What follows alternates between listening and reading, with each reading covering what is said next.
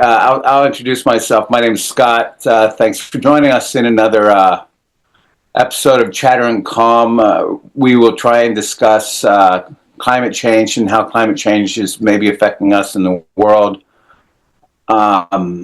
And then I would go ahead and introduce yourself, Sanjay, and then Diego and Clyde will introduce themselves. Okay. No. Oh, Yeah. Let them introduce. No problem. okay. Well, we'll start with the first son, Diego. Hello, I'm Diego Berdell, climate Scientologist. Just kidding. We're here to talk about climate change. Clyde, and I'm also here to talk about climate change. Thanks for having a podcast, Sanjay. Yes, well, thank you. Yeah, and these are my sons. I'm kind of stuck in the rut of calling them my children, but they're really not children anymore. Diego's 24, trying to be 30, and Clyde is 21, trying to be 18. Just kidding. Clyde just turned 21 3 days ago. Okay. And we're currently in a small we can call it a village, about an hour and 15 minutes east of Montreal. And as soon as we're done here, we'll eat breakfast and go skiing for a little bit. Okay, so very nice to meet you all. I am Sanjivana. Many people call me Sanji, a meditation teacher, and we do a lot of charity work, try to help a lot of people. And so me and Scott, we started this so people can join in and discuss about different topics. And it's supposed to be a space where people can join and be free to discuss. And we don't go by topics like politics and all, but issues that affect us all. And we try to, spread kindness, compassion, and have a wholesome effect on our surroundings as well as even on media, because many things are used in different ways nowadays. So why not we deliver something wholesome, with the resources and technology we have. Yes, I think that's a grand. I love it. I love your premise. I'm still grateful and amazed. Amazed is the wrong word, but you kind of started this. Well, not just your interaction with me, but this concept. What, in May, maybe, of 2024? Yeah. And well, I think you've had, I don't want to say great success, but I think the seeds have been sown for things to be very, very fruitful, very productive. I think already the things you've done have had a lot of effect and laid groundwork for more good things to come. We all did, right? You, me, as a group. And there are very nice people who joined in, and hopefully there will be more, no? So yeah, and we have a friend, and I won't bring her up, but you say she's having some hard moments. I would like to reach out to try and find some people close to where she lives to see if we can get some help to her. Or do you know? If that would be helpful. Yeah. I received a message also from her, and then she said today it's difficult for her. Past days they didn't have electricity also. They were struck by a storm, and now it's recovering. Okay. All right. So this morning I was thinking about this because and when I say thinking about this, I mean very specifically what we're going to talk about for 20, 30 minutes or 40 minutes. And last night I kind of tasked Diego and Clyde with coming up with some things that they might be interested in talking about, in which they see climate change manifesting itself either in their lives and world, or other ways, whether they see it online or they see it and experience it personally. Mm-hmm. And then we got to a point where I was not absolutely sure that they were going to be able to make it and join us. So then I started thinking maybe a good thing to talk about would be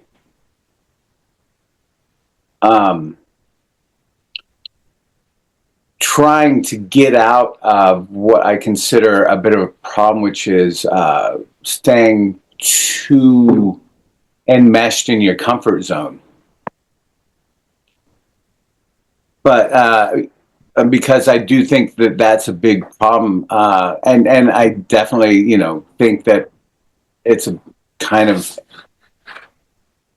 one of the underlying causes of climate change. It isn't. I mean, of course, we have things like, let's say that probably the overwhelming cause of climate change right now are the burning of fossil fuels, right? But primarily, we're using fossil fuels to maintain a certain level of comfort. Uh-huh. And the ways I see this manifesting itself is like when I go to a grocery store sometimes in Texas, where it's typically very, very hot in summertime, and it gets very hot where you are too. And you might see this as well, Sanji, but people will park their cars and turn on the air conditioner and stay in their car while their partner is in the grocery store, because they don't want to walk around the grocery store and push the grocery cart and pick the freshest and prettiest fruits and vegetables. They'd just kind of rather sit in their car and play on their phones or listen to music with the air conditioning on, and that's terrible waste. It's a huge drag on. It's just a terrible thing, And then I don't know if this is as I'm sure it's not as big a problem where you are as it is here. But another thing I see in that realm is the proliferation of drive-through lines, because we have coffee shops and restaurants that you can drive through. You order from a window, you wait at another window, and then you go to another window and you get your beverage, you pay for it, and then you drive off. And these lines are sometimes really, really long, and it's such a horrible waste. And not only is it a waste of energy, but it's bad because it's bad for people in a health perspective, because they just kind of sit and as opposed to getting up and walking, and sitting all the time is really bad for the body as well. But I might be going off on a bit of a tangent now. Let me talk to Diego. Not throw you a hard curveball here, but is there anything you see or that you're aware of, or maybe? Well, just in my own life, I've noticed a difference in the temperatures. I guess it's anecdotal, but that's kind of avenue we're going. So, well, just in Montreal, the place where I was born and raised, I can remember winters being harsher, for sure. And most people I talk to feel the same way. They feel as if winter is not as cold as it used to be, or as intense. And maybe that's just because when I was younger I had the eyes of a child, so things were more bigger extremes, but I'm sure you could find some scientific backing for that. That I explained it. Even though the scales on which we're supposed to be seeing global climate change is supposedly, from what I've read, not supposed to be visible on like a winter to winter basis, but for me it has been. Once again, it is anecdotal, but Well, I think that's, I mean, that's, and I don't want to, sorry, I don't want to jump in, but I mean, that's, and I, again, just for the sake of trying to keep this in a time frame which was relatively manageable, because Sanji and I can have a meeting and it'll end up lasting 2.5 hours, you know, and the time really flies. But you know, I want to talk about, you know, anecdotally things, because and what that means is just how we see it, as opposed to you know, the scientific evidence and all that, because yeah, that's a whole thing, I guess. what we're and I'm also, where I'm trying to go with this is, you know, I want to address climate change deniers, okay, because with the administration that was just elected in the United States, they've been emboldened, and they really come out in many ways, not just public conversations, but you know, through often and primarily through social media channels, and it's really horrible. The things, it's just absolute denial. They're just saying this does not exist. This does not exist. Clyde, is there anything you see or that you've noticed personally, or even that you come across in any way, shape, or form that would suggest to you that climate change is a thing? Well, Diego took the highlight, I'd say, but to expand on that, I would say very similarly, like the cold weather, the just levels of snow have decreased significantly in my lifetime. And especially viewing myself as still young, having already seen such a degree of change, it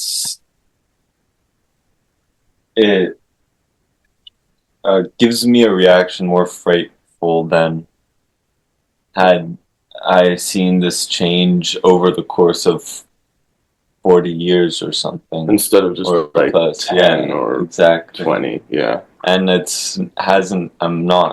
I'm only 20, and already there's half, this is an exaggeration, but almost half the snow there was that now than there was 10 years ago.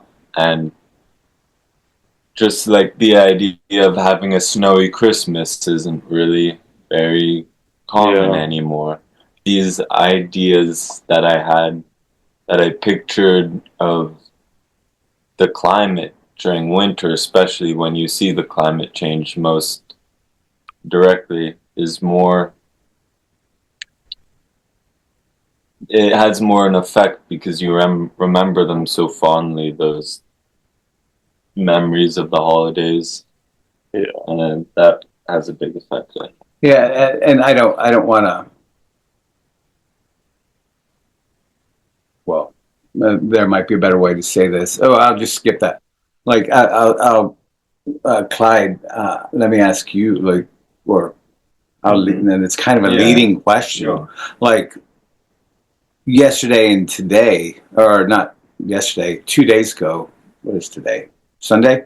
Okay, so Friday, we drove out here and to the ski hill. And what do we typically see at this time of the year, Clyde, in terms of the ski hill? What's the availability as opposed to what we had? And the reason I paused to even to go down this route, Sanji, is because it's such a first world issue. You know, we're complaining about something, or right now I'm bringing up something that's like really only truly affects only those who are able to afford to go skiing. But what did we see when we got to the ski hill? No, yeah, It was probably a third of what we usually have in terms of snow. Snowfall. Yeah. Yeah. A lot of it can be disguised by the fake snow they pump out. It's really just water, but I mean, and how does that manifest, Diego, in terms of the ski hill? well, there are a lot fewer routes to ski down. Many options are closed. I wonder if that affects the price of the tickets. Probably not, but anyway, it's just interesting to note because, you know, while this is personal experience, I guess you're most exposed to climate change through the insanity you'll see in the news of like huge hurricanes hitting the East Coast. I can't help but feel that any deniers will just assume a different reasoning for their existence, the cyclones and hurricanes and whatnot. Like it was a Democrat weather machine or something silly, you know. Which is a shame because I guess my point is I really hope I could convince some people, but if they're crazy enough to think that a Democrat weather machine is what's making a hurricane, then I don't think they'll care to hear that my experience in Montreal has changed much. But I don't know, maybe maybe they are out there. That's what people need to hear. People, yeah, I guess personal experiences do touch people more than catastrophes on the news, I think, sometimes. So there's that. I'm just talking out loud. Well, that's a good point, but that's also what that's why I like this format, okay? Because you know we're not news, we're real people, and when we bring to light the actual occurrences that we see on not necessarily a day-to-day basis, but on a regular basis, things that affect us that are a result of climate change, then we can avoid that direct confrontation, that direct debate over whether or not this thing exists, you know, because, and I'll throw out another one I heard recently from a family member. This is a piece of information that he heard was that the water line around the island on which the Statue of Liberty was erected is the same, right? So that the water level around there is the same and hasn't changed. And that was his primary reasoning behind there not being any climate change. And I was stumped for a second. You know, I thought, I actually bought into it for a second, for not a second, but for a very, very short period of time. But that's absurd because we've had numerous. How do I even approach? You know, you get to these points where you're like, how do I even approach this? What do I say to that?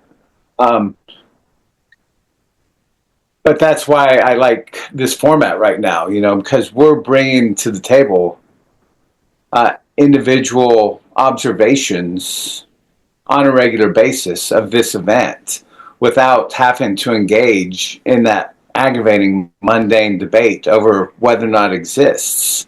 Because if we can talk about it from our anecdotal, you know, perspectives, I think that lends credibility. What's a better word? Lends credence to the existence of this thing. And you know, as we talk about it, you know, I get a bit animated. I get a bit angry even.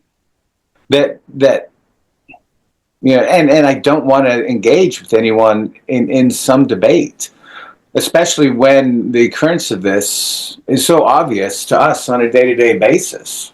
Mhm.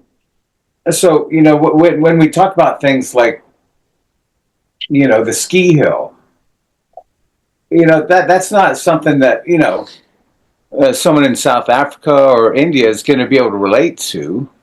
But, if they can see me and my kids, who I love and adore more than anything else in the world, talking about, hey, we, here, they both talked about seeing in a relatively short period of time a relatively dramatic change in the temperature.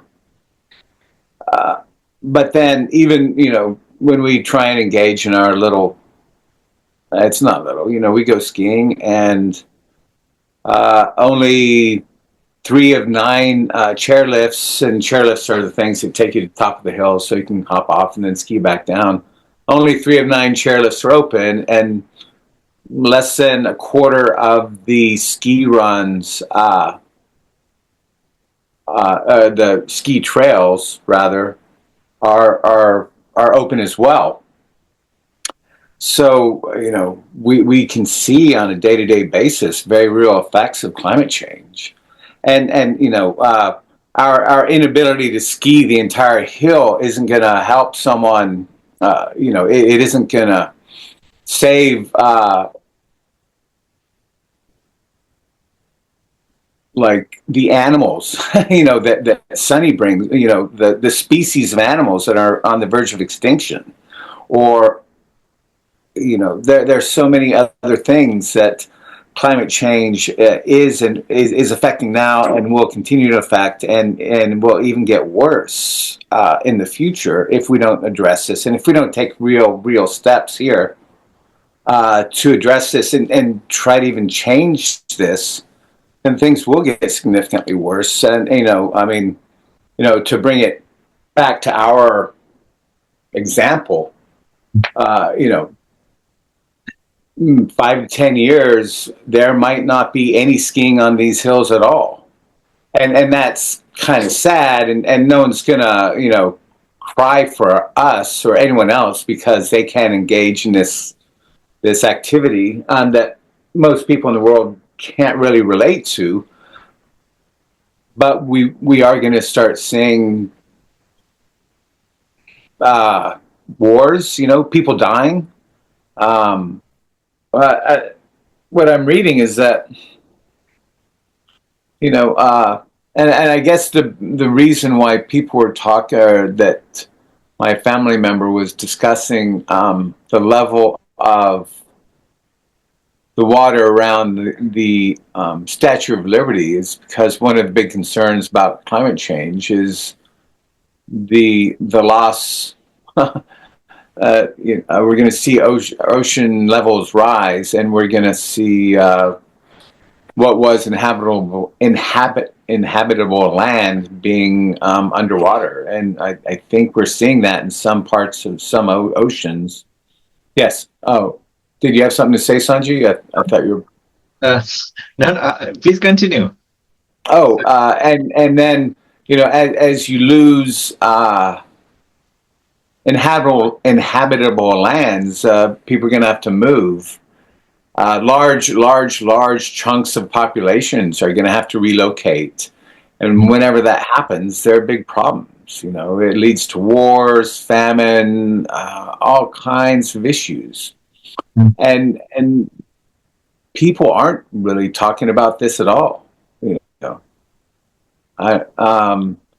So I do feel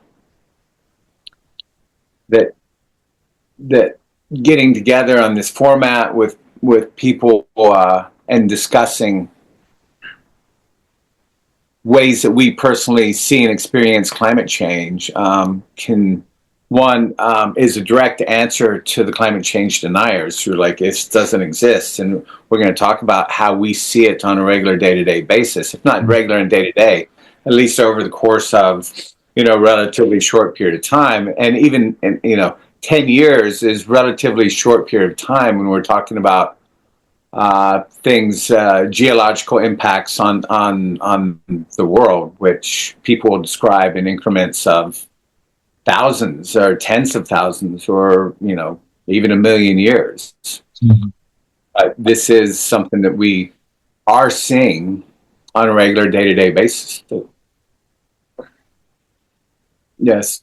Are you seeing any impact? Anything there, Sanji? And again, you're in India now, right? No, Or Sri Lanka? Sri Lanka. You're in Sri Lanka? Yeah. Okay. We see a lot of change, and some very in India also there's snow, and in Africa also there is, like, in the top parts there are no places like high mountain peaks and all, and there's the Himalayas and all. So there's like massive changes, and even in Sri Lanka is a small country, and it's an island actually. So there are so many, and close to us is Maldives. It's like a beautiful group of islands, no, right? Resorts and a lot of things. So it is already set for many years, and they get help also from other countries, and these people there are always ready to relocate, because they are always considering the danger, like you said, Scott, that the water level will come up and these islands will be covered up with water. So there are many changes happening even in this island also. It's so different. Even the climates and the seasons we just have rainy season and hot season, just two seasons. Yeah. But the thing is, like, we had different times, like the weather patterns. When we were small, we were taught that in school, and we could actually witness that they are no more. From one side, the rains would come, and then from the opposite side, it would arrive in the other season. And now they are no more like that, and there's rain in some times, and then the times that there should be like hot weather, it's raining now. And usually in April there are times like this was said from a very long time, like there are times with like thunderstorms, and there's lightning also. But this year, no, we didn't even have that. We thought, oh, it's good, but because there's like lightning strikes happening, and but it's totally it changes. I talked to a person who knows about these things, and he said, like, though it seems hazardous and dangerous, it gives nitrogen to the earth. So and even waterways and everything, they are drying up, and in places like, even when you talk to former generations, they say this. Though there were some rocks, actually, for most of the year, sometimes there were water flowing coming down that rock, and there were even small fissures in the drains or like the puddles and all. Now nothing, just disappeared. So how can people just say like there's no climate change? You can see either you should be blind or like no, really deluded. No, if you cannot see it, no. I'm not like discriminating anybody, no. But people who are saying this, I'm saying, if they cannot see with their own eyes, maybe they are living in such a bubble. They cannot know. Because there are some people who live so elegant lives. They don't step out of their vehicles, no, just go, and they don't be with nature and all. So maybe they think everything is fine, but it's not. And maybe I'll show you guys. I'll try to share a small video here. I think that will maybe enhance our discussion also. And I talked to Sunny also about this, and we have a lot to be blamed here also. Oh yeah. I just try to share it and see it. Oh, great. Edit it if. Visual aid. Yeah, I'll just see. Yeah, okay, this one. Hope you guys can see.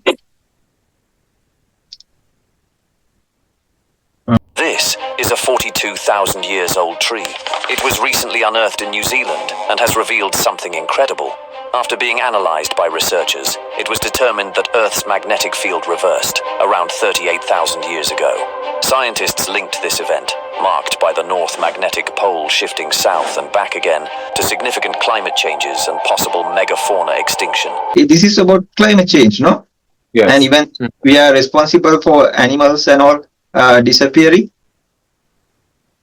So I talked to Sunny about this, and what she said was like it's CO2, like you said, and not only that, things like methane and all also are responsible. So there are so many uh, things involved. No, I've heard that there has been a slight shift in the access. Mm-hmm. Over a bigger shift than what could be described as something occurring because of natural causes, but they seem to feel that this shift has been due to our draining large aquatic aquifers in two different parts of the world. One in North America and the other one in India, I believe. That's accountable for the shift. Yeah. Oh, yeah, it So it is was magnetic. Scott, and she said like the magnetic poles have been shifted periodically in Earth's history, no? Mhm. And yeah, like it's mostly because of CO2, and not only that, like things like methane, methane and all, they are also responsible for that. Mm-hmm. So many things like fumes and all, even households, if you use firewood and these kind of things, perfumes, no, ozone layers.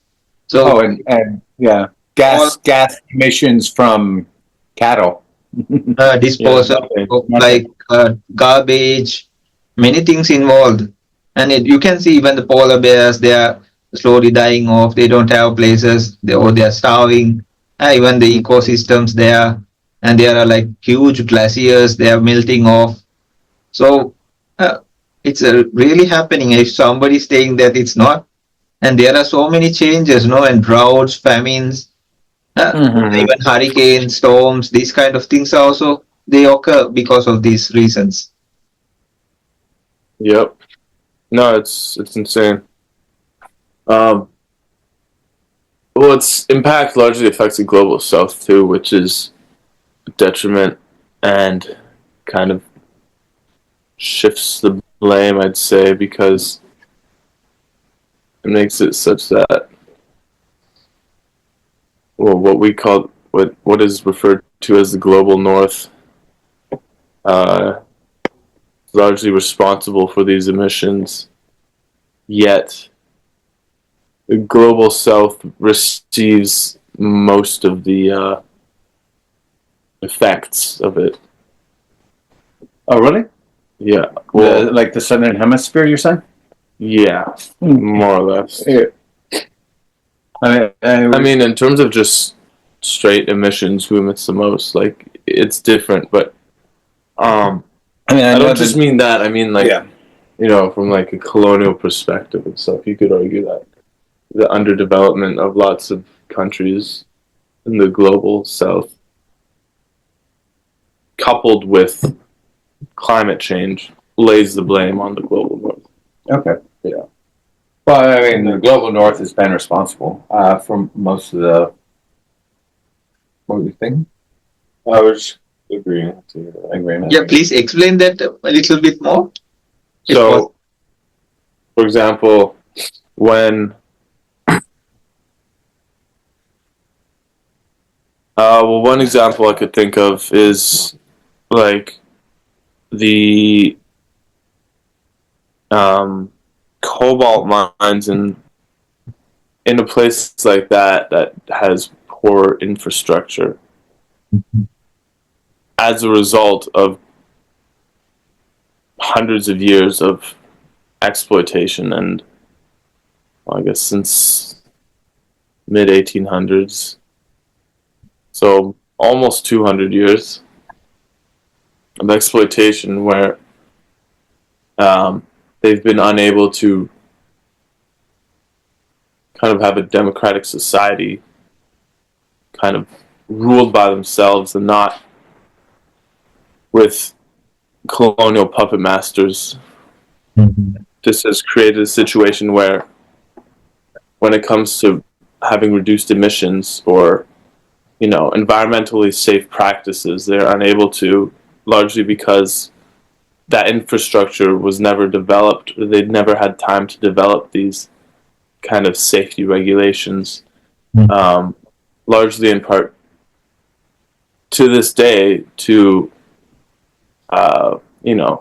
various companies and corporations, mining ones mostly, I think, who still have a vested interest in that and keeping it that way.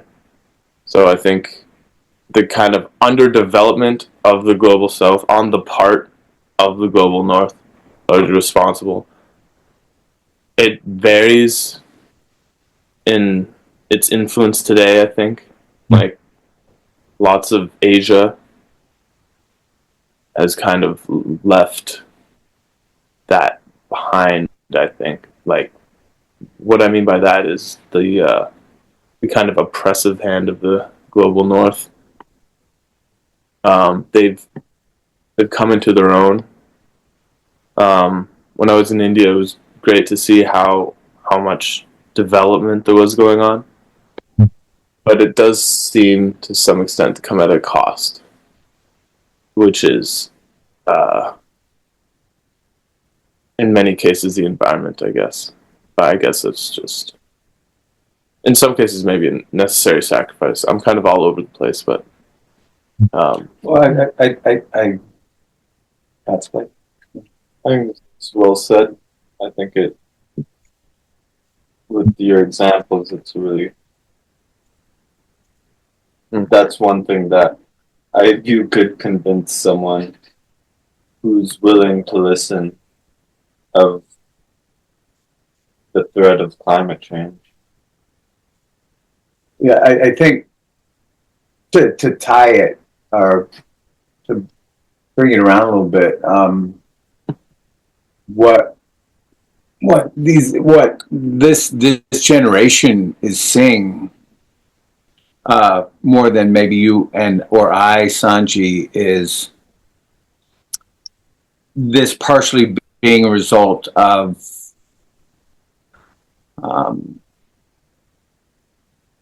and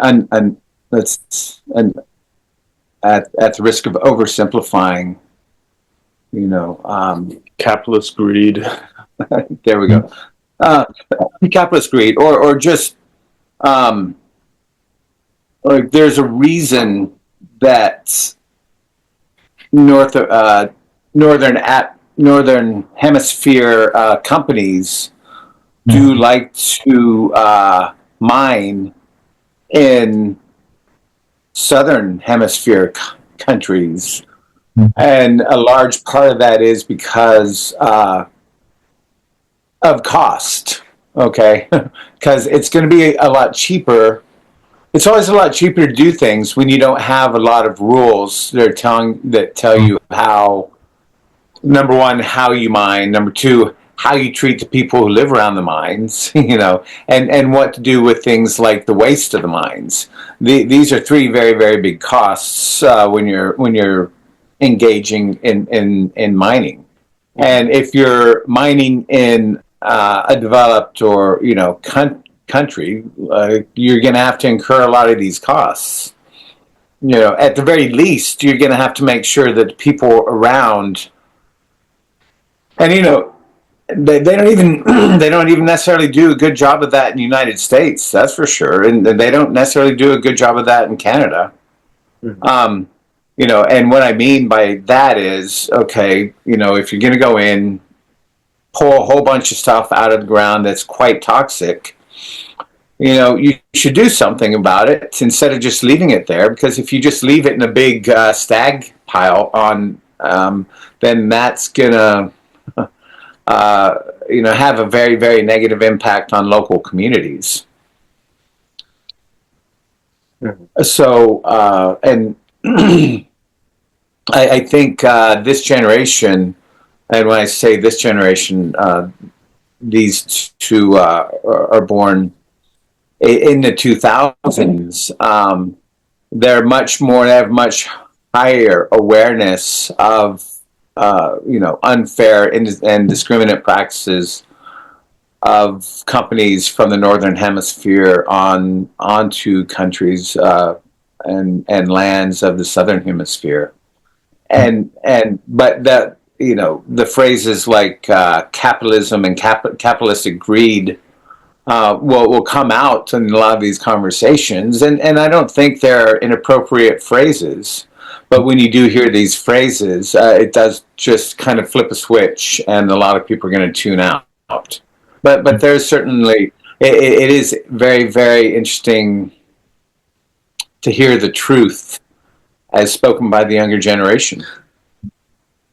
Yeah. Yeah, and that brings me to another thing. Like I've been thinking about. I've been wondering if it wouldn't be hard, or if it wouldn't be interesting to have interviews with children.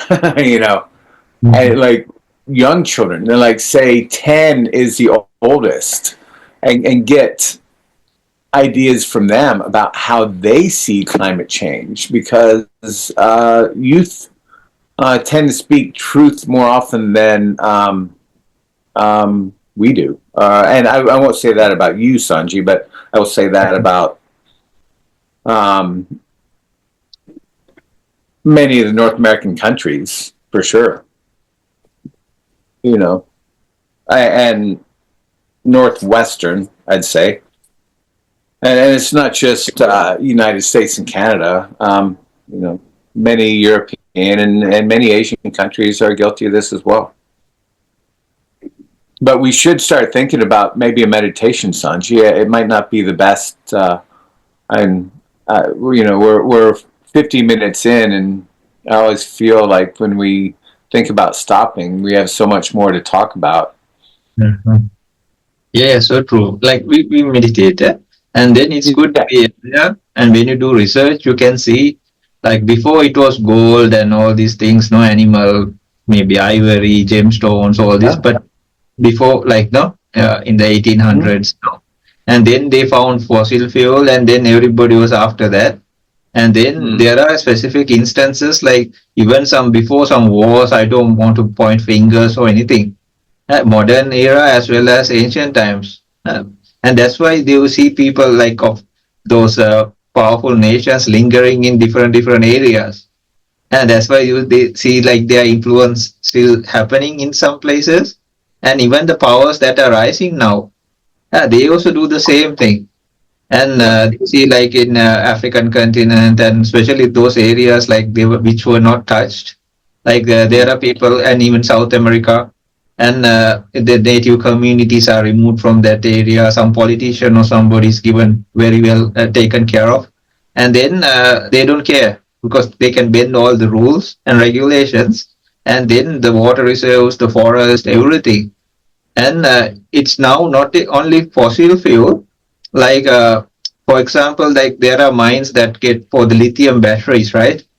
So even those things, like even you should use equipment just to dig it out.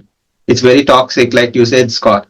And then, but there are these people are in so much poverty, they go there into that pit and they collect it by hand. So think of the degree of human value they give. And there are many instances, like you see like when you do research and go back to old documentations and all these things, you can see like how whenever place they found oil or something, even in modern era, when there were all these conflicts, there were even before the first bombing raid, they have split. Okay, this side is for us, this side is for us, like that. They have divided the areas. So the oil and everything, so there were some places when they were even still fighting was going on, there was convoys of oil that were, and these countries are now in scatters or like shambles, no? Still. And even if things like electronic cars are introduced, now you see like to make those batteries, still you need something that is very toxic, no? So if they are pulling it out from the earth and making it, so what is the difference between petroleum and what they are doing now, no? The extraction of petroleum, as well as because if it's killing people, and then these toxins are affecting the water reserves and everything. So just to yeah, we can see this even in the food. I was talking to another person, and he said don't you all see, like when we were younger, maybe these children, these young people also should know, even in our countries or any place, like when they were cooking something, the whole kitchen or outside was nice fragrant with that, even if it was just some rice, and like, okay, this house is doing something, no, and you cannot even hide it. And now there's no smell, there's no taste, essence, and people are having cancer and all these things. And because they try to modify everything, no? Those days I remember as a kid, when we ate something, maybe a tomato or something, you could just throw the seeds and they grow. And from that, it's not like perfect like what they cultivate, but you can get chili or tomato or some kind of things. But now nothing. Like how to say, like as if they were neutered or something. No, there's nothing Yeah. that comes. So you have to buy the seeds separately. So now they are going to like ancient crops again, trying to find, because these, Mm. and they have to spray all these chemics just to like have the harvest, and then to keep the house they have to spray more chemicals. And did you see, like they do a lot of stuff, like even the food we eat is not even true food. They make it in a way like you get the smell and the taste, and sometimes it's totally artificial. And look at the products. No, I saw like it's very good. You're all from Canada. I saw like a cereal boxes they take from one, and I won't name anything. And the same product in one country, you see like so many chemicals. In Canadian one, they show like all fruit juices. This is a basic like cereal, no? What you eat in the morning, I don't want to tell names, no? So, so the same product, like first world countries, like even that. So think what would they send to like second or third world countries? No, it gets worse and worse, no? Yeah. So there's then it says like more in ancient scriptures. It says more our minds are corrupted. Even the environment starts changing. So in ancient many traditions, it shows like more greed, hatred, delusion, and then the conflicts and war. No, even all these conflicts, like all these tons of bombs they put, the missiles that are like millions, multi-millions that they shoot out, no? And can do so much to help people, no? They have millions to like just to waste and kill, no, another group, whoever they are from either side, no? And whichever place. But they don't have like resources to clean the environment or feed the people.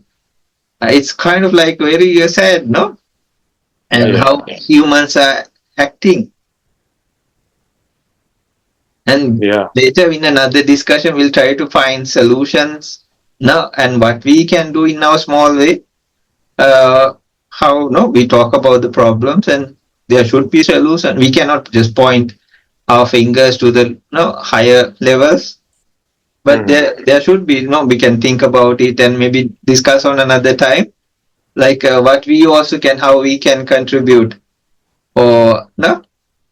Yeah, no, I think it's a good idea. I mean, because you're right. It's not good just to point fingers at others, because there are small things that we can do. And it's just in our doing these small things on a regular basis that has impact on those around us. It becomes like, if you might like this analogy, Sanji, throwing a pebble into a pond, there's ripple and then a ripple, and it creates bigger ripples. And you can look at those ripples as, your personal influence on things. If you start doing good acts and good things, then it will impact those around you, and hopefully in a way that will be positive, then they will impact others. And then you have this broadening kind of rippling, influencing effect of positivity on others. How's that? Yeah, I mean, I kind of buy it. It's just like, oh, those causing climate change, they already pay off the politicians. Like, with can't make new laws to stop it. Like, so what's the answer then? You know, I mean, yeah, you could throw a pebble into a pond, but no one else. I mean, yeah, no, I don't know. It's not bullshit or anything. I think there's value to that. I do think that there's value to, like, for example, like you buying things secondhand, um, Recycle. yeah, exactly. Well, sometimes, yeah, definitely recycling. Yeah, making an effort to eat less meat. You know, be the change you want to see in the world. I think that is powerful. I guess it just doesn't take into account the other side of the equation for me, which is the enormous amounts of power those who do most of the damage have, and why it's very skewed. Like we do what's possible, right? And then it can make an impact, and yeah. And even if there are people we can elect to these governments that who are supportive in powerful places, because it seems like David and Goliath battle here. If it becomes a battle, because there will be corruption, there will be greed, there will be hatred, no, and then people can be corrupted, or when they come to power, they change, no. So Yeah. like we also can do our part, and they like the ants, they make sometimes, or the termites, they make a, it's like they just bring little bits of soil, but in the end they make like a whole colony, or like, so sometimes if we all, like in millions, if we like contribute, like ants joining in, so actually there can be changes, no, that occur. And if we can boycott things, like you said, no, like some products, companies, or things like that, like you really know that they are harmful or destructive, so then each individual's actions also count. No, definitely. Yeah, I think it's important to remember that. Yeah. No, it's and actually, I think the actions that you're talking about and describing, Sanji, have a more profound effect over a longer period of time, maybe. Because when you get millions on board with a single concept, yeah, mountains will be moved. But I think the challenge is getting everyone on board with that mind and focusing on a result. Because I saw like two, yeah, I think from US or some European country, and these two couples, the couple, husband and wife, or the couple, and then over the course of time, they made a new forest. And they, you saw, right? Yeah. It was 20 years, wasn't it? They completely rechanged they bought a house in the valley, and there were bare hillsides, and over 20 years they replanted trees so that they have a before and after picture. Is that the one you're talking about? Yeah, exactly. Where were they from? Like, it's completely reforested over a relatively short period of time. But they did make the effort. They planted. So this is just two people, right? Yeah. So we all live like for 20 years or more, no? And then if we plan, like if we can do something like that, it can make a change, right? Yeah. Yeah, Sanjay, we should meditate. Okay. Are you ready? Can you? I know we're kind of we have a day we need to engage, and I'm flying back to Texas tomorrow, so I have a relatively short period of time to share with these guys and get the things done that I'd like to get done. Also, and I thank you. This is fantastic as always, Clark. So that's why I got the pillows behind us and sit comfortably. And you can place your body as you wish and just try to relax, or like even the body you can move, make like slight movements, and then try to align, let it align, like you just throw up a bunch of leaves and they slowly fall into the ground and settle down by themselves, right? So just like that, your body also, you want just do some adjustments, and then just let it settle down. So eventually, this is like a glass of water. We just leave on the table, and we let it settle down. And these practices, these things are to make it help settle down. We are so connected to nature. All the examples we can take from nature, what we live through nature, and use the breath.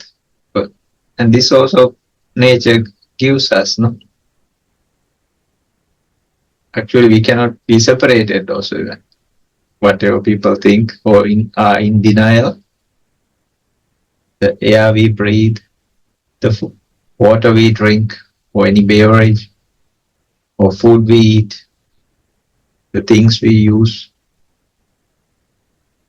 places we stay, just like our body, earth, wind, water, fire, these are elements. So what we are trying to do is we'll try to let these elements also settle down. Mind is mind energy, but physicality or our body are these elements. So with food, water, we balance these elements. So this climate change and all also, you see like multiplications or magnitudes of these elements arising. Just like our body, that's why we need a balance again. So meditation is also so connected with all of these. Just like our body, when we are thirsty, we drink some water or some fluids. When we are lacking something, or when it's heated up, we find cold.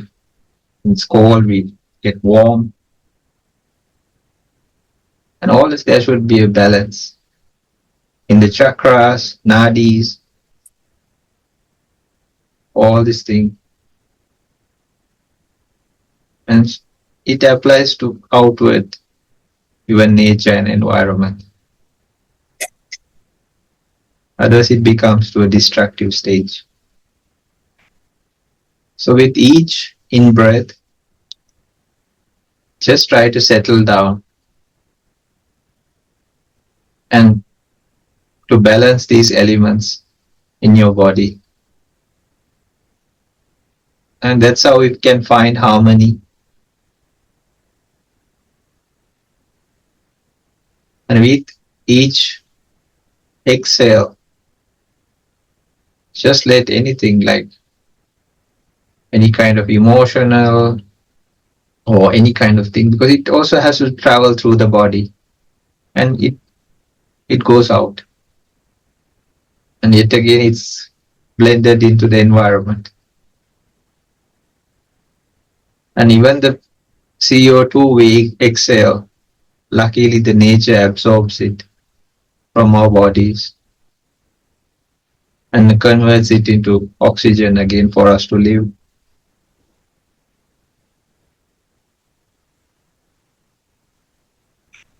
And this breath, we can use it in so many ways. And feel the natural when you are in the nature. Now after that, you will go on skiing. Just feel how wonderful it is. And we don't know how long it will last even. So we can be so grateful. More grateful we are to our bodies, the mind. We feel like doing something, helping it. Just like our body also, it's not an egoistic journey. We just take care of the best things that help us. Not in a way, extravagant way, but a very healthy way. very humble way, without any violence, and very peaceful. And let this energy travel through all corners of your body, the energy that brings through the breath from nature. And we are so lucky still to have not wear a mask or oxygen tanks just for the sake of breathing. You still can breathe. So while it's there, we can let it travel through our body and enhance all parts of the body. Not only that, even if you don't know anything, even the bloodstream takes it to all corners of the body, even the most subtlest of places, right up to our skin layer.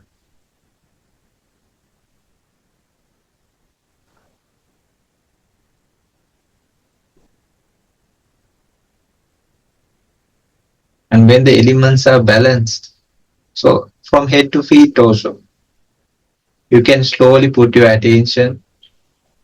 And what you can do is you let go of any kind of excess tension or even excess effort. And you let it settle to the natural state. Actually, we are doing too much, even with nature also, no? We are playing around too much. We are trying to modify it, trying to regenerate something. But in a way, it's so wonderful as it is. So in our body also, what we are trying to do is we are trying to remove the excess tension and excess effort that makes you relax and become at harmony, which brings to the mind happiness and peace. So let it travel through your body like you are under the shower, and releasing each part of the body from the top of the head, slowly moving down to your forehead area, all around to the back of the head, eyebrows, the eyes. And you can see, like when you're clinging onto them, even the eyes with the muscles, it's very tense. But soon as you let go, you feel much relaxed. Then slowly move down, check on your teeth and the tongue. When you are tense, we tend to bite, make it very tight in that region. Can slowly loosen up your jaw muscles. Then the neck area, the front, the back. Then slowly moving down to your shoulders, loosening them up. You won't just drop your shoulders on either side, the arms on either side. Let them fully loose as if they were sleeves of your jackets or jerseys. Just let them drop. And then slowly move to your chest area. You might feel the breathing, the heartbeat, and try to relax and become the most comfortable of positions. Then the abdomen, then the upper back, lower back. Then you can select one of your arms, slowly moving along from shoulder to the elbow to the wrist, all the way right up to your fingertips, loosening them up. Any kind of tightness, even effort for that matter.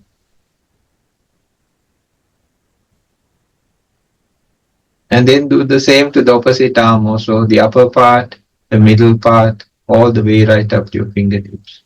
So the whole upper body we try to relax. Do the same to the lower part of the body also. See whether you are seated comfortably. Then just like the arm, the upper part of the leg, the knee, the middle part of the leg, all the way right up to the toes. And the opposite leg goes to the upper part, the knee, the middle part, all the way down up to the toes. So the whole body from head to feet, we try to relax. Now slowly bring your attention to the heart region. Just stay there. And you don't have to do anything at all. Just see, bring it to your heart region and just stay there for some time. And just see how, when you just come close to your natural state, how comfortable it is. We mix our past, we mix our future. We can relax in the present moment. And we can learn from our past, and we can be mindful and at peace and harmony with the present, and even create the future with that. But most of all, we must learn to have peace and harmony with ourselves, with nature outside.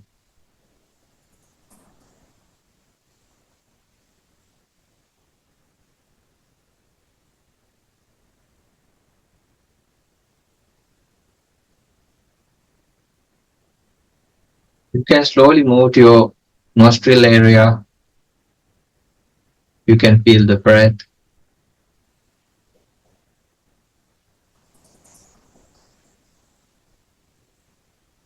Maybe you can feel the presence of the breath closest to your nostrils and upper lip area. The way it's touching and flowing into your body, and from the nostrils where it's touching and flowing out of the body. Now if you want, you can slowly place your hands in a way you like, but do it very mindfully. And then slowly return to the breath. And just feel how this breath brings life. Actually, the one single breath tells a huge story. And it involves the trees, the seasons, the climate, the oceans, the worlds, the universes, in one single breath. Likewise in everything.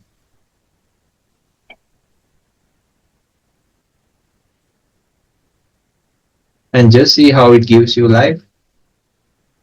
There's earth element in the breath. That's why we feel it. You feel the touch of the breath. It's not soil or anything. That is like magnitudes of it. But the breath itself has. There's fire element in the breath because there's hot and cold in it. There's definitely wind element because there's the flowing and supporting factors. And there's even water element in breath because there's cohesion and the flow. So in every aspect, even a simple breath has all these elements just like outside. And just see how it brings you life. Even a single breath, which is connected to everything, even the galaxies and the universe. So we are so connected to everything. The more we learn this, more we kind of like our egos, the separations, all these things dissolve. And earth, nature, it's like our mother, which bears all this, no? We do all kind of things, wars, all these destructions, but still it bears and tries to help us. So in the small, simplest way, we also can do what is possible. And as a community, as a group, as countries, we can get together and do bigger things in a very harmonious, non-violent, and peaceful way that will bring a bigger message through.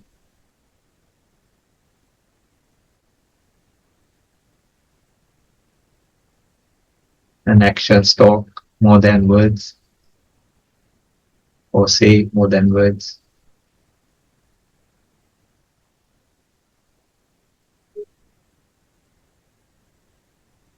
And just see how precious all these are. The animals, they also should live. And it's not the animals who are destroying all this. They nourish the nature. They help ecosystems. We meddle with them and we try to change that also. Or we have.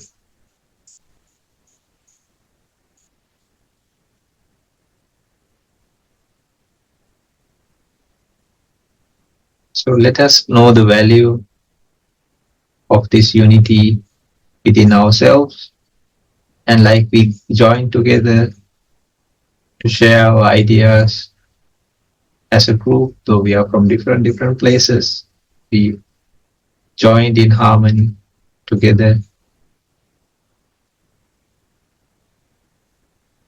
and we all are witnessing these things. So surely we can work together to help, because everybody is in danger.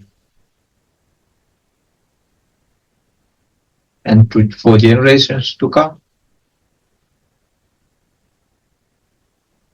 And may this be awakening, may this be a message for ourselves and everybody. And with the depths of our heart, let us think, may we can all find happiness, peace, harmony, and may all beings be well, may all beings be happy, may all beings be peaceful, may all beings be well, may all beings be happy, may all beings be peaceful.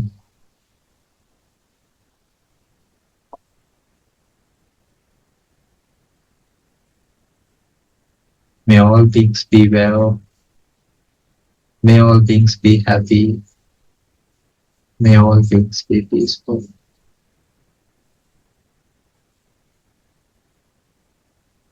And with this idea, and in this new year, of doing something very positive, and with all these awesome mind states, let us open our eyes in the vision and action towards a better future. Yeah.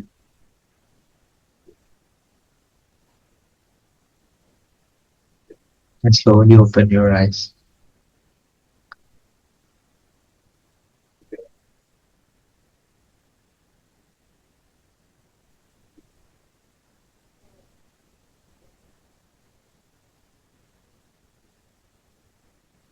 Yeah, there are specific meditations also, like 4 elements meditation. Then you feel very connected to your body, and then you are asked to even discern it externally. Water, fire, earth, wind, water, fire, these kind of things. And then you understand we are not so different as we thought. And we coexist. Even these people who deny, no?